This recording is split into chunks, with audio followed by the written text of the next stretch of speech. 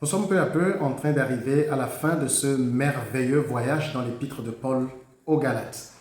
Avouez que cet épître vous a fait beaucoup de bien. Après ce numéro, il ne me restera plus que 2 numéros pour finir ce voyage. Et si vous prenez l'ensemble des 45 numéros que nous avons consacrés à l'étude de l'épître de Paul aux Galates, le total ferait autour de 6 heures d'enseignement uniquement consacrées à cet épître que j'ai intitulé « Libre en Christ ». Le thème de cette étude s'y prête parce que si vous lisez, si vous étudiez véritablement l'épître de Paul aux Galates, la première chose qui va arriver, c'est que votre pensée religieuse va être totalement secouée. Et la seconde chose, vous allez en ressortir totalement libéré. Libéré de l'esprit de religion, libéré de la pensée de religion, et vous allez pouvoir adorer Dieu en toute liberté. Et c'est cela l'objectif. Vous savez, le Seigneur ne nous a pas libérés pour ensuite nous replacer sous un tas de règles, de lois, de tu ne dois pas, il ne faut pas, on ne doit pas. Toutes ces choses, c'est la religion qui les a amenées. Vous savez, laissez-moi donner une définition de la religion. C'est la tentative de l'homme d'atteindre Dieu. Et parce que l'homme pense que Dieu est un être si éloigné de lui, et l'homme se trouve finalement en situation de devoir faire tout un tas de choses. Vous avez des religions aujourd'hui dans lesquelles pour prier, il y a une certaine direction vers laquelle il faut se tourner. Il y a des gens qui doivent adopter des postures particulières pour faire certaines choses. Il y a une façon de s'habiller, il y a une façon de se tenir d'une certaine manière, sans quoi ce Dieu serait fâché. Et lorsque ce Dieu est fâché, on pense qu'il va déverser sa colère sur les gens.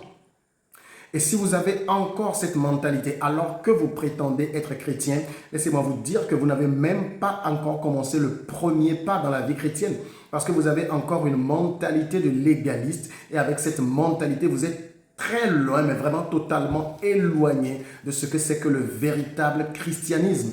Parce que Galate vous a confronté à une réalité. L'apôtre Paul a dit, c'est pour la liberté que Christ nous a affranchis.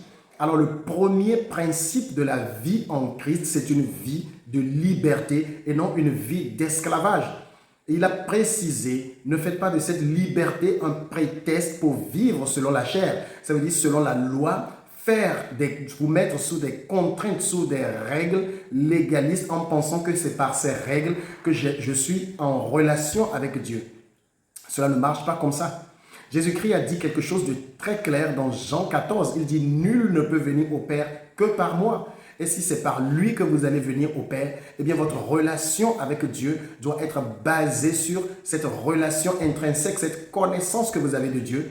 Dans Jean 17, verset 3, il est écrit « La vie éternelle, c'est qu'ils te connaissent, toi le seul vrai Dieu et celui que tu as envoyé, Jésus-Christ ». Ce n'est pas une connaissance intellectuelle, c'est une connaissance intime. Et lorsque vous recevez la révélation de qui est Jésus-Christ pour vous, eh bien vous rentrez dans cette relation de liberté avec le Seigneur. Vous savez que Dieu vous aime indépendamment de ce que vous faites ou ne faites pas. Alors vous adorez Dieu simplement en toute liberté et non avec toutes ces règles, tous ces principes, tous ces dogmes, tous ces rituels auxquels vous pensez devoir vous soumettre. Je dois prier un certain nombre d'heures par jour. Je dois jeûner un certain nombre de jours dans la semaine ou un certain nombre de jours dans le mois. Je dois donner une certaine somme du salaire que je reçois ou de mes revenus. Je dois faire ci et je dois faire ça. Sans quoi ce Dieu serait fâché. Non. Si c'est votre pensée de Dieu, eh bien ce n'est pas Dieu. Vous êtes juste en train de suivre un gourou. Vous pensez être en train de suivre Dieu, mais vous êtes totalement éloigné de Dieu.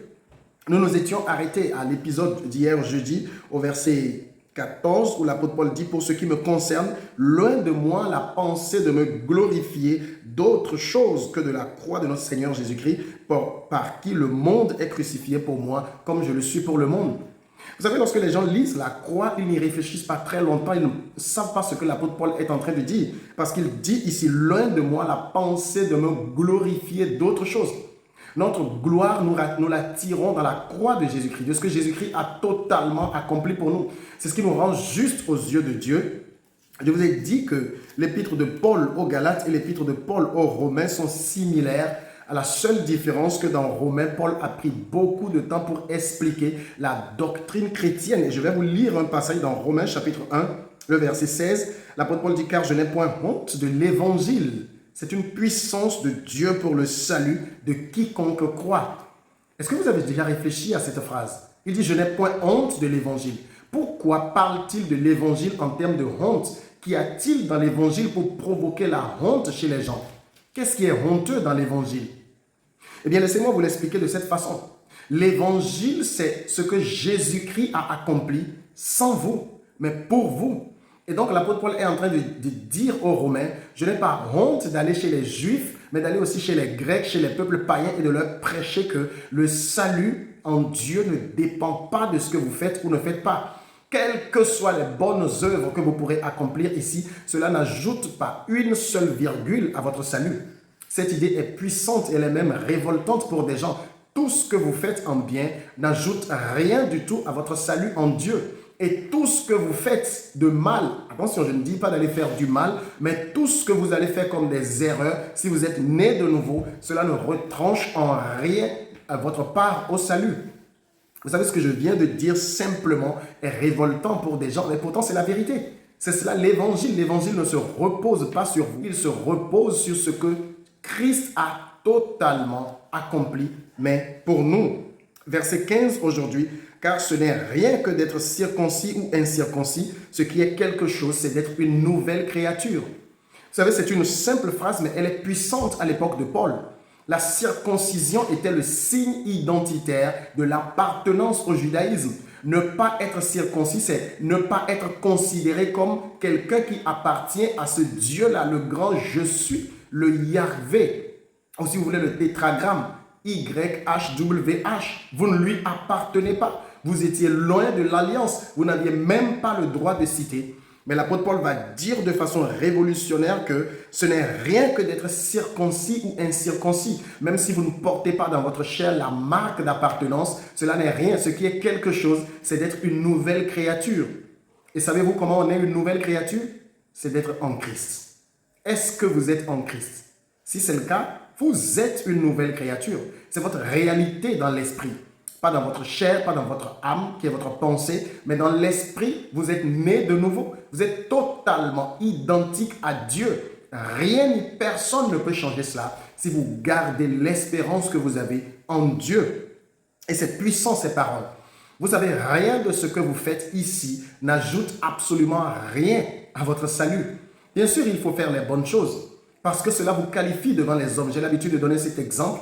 Si vous apprenez de moi maintenant que je suis un faux, que je suis un voleur, que je suis un menteur, que je suis quelqu'un de colérique, quelqu'un qui n'a pas la maîtrise de soi, vous allez totalement perdre confiance en moi. Mais par rapport à Dieu, ce n'est pas cela qui vous qualifie. Vous êtes qualifié parce que vous êtes une nouvelle créature rendue totalement identique à Christ. C'est la nature que vous avez dans votre esprit. Il me reste 2 numéros pour finir libre en Christ et je vais attaquer les 3 derniers versets. Mais j'ai fini pour cette semaine et la semaine prochaine, je continuerai pour finir cette étude et j'espère que vous êtes totalement bénis en écoutant ces enseignements. Paix et grâce de Dieu sur vous. Je vous retrouve la semaine prochaine.